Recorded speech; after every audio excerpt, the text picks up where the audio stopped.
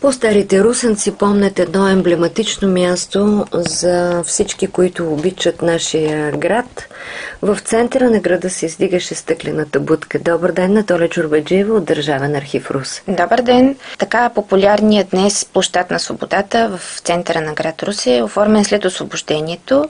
Преди това на негово място е имало турско гробище и джамия, които по-късно стават собственост на русенски фабрикант, след което са отчуждени в полза на държавата и се създава градската градина. Вече се пренасяме през лятото на 1938 година, когато на заседание на Общинската управа в присъствието на кмета Кирил Старцев, помощникът му, общинските съветници, заедно с градския архитект Нешев, се докладва за проект за автоспирка.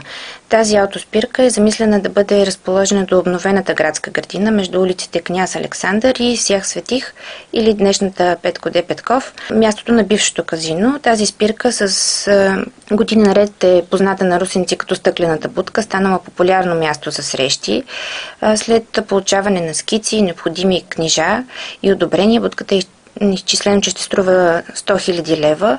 Популярното название на спирката, която едва изкарва до Христова възраст, дължи на леката стъклено-желязна конструкция, с което се целяло да не се закрива гледката към градината и околните сгради.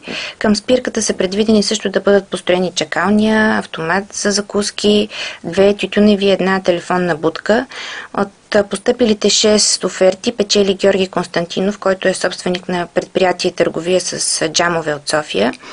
През лятото на 1939 година той достави и монтира стъклата за спирката.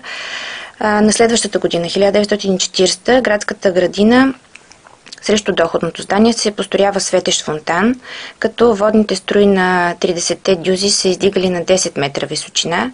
За съжаление, този прекрасен символ на града е разрушен при една от поредните реконструкции на площада, а пък в името на 9-септемврийските и първомайски манифестации, които налагат разширение на централния площад, и стъклената будка, една от емблемите на Русе, също е съборена. Благодаря.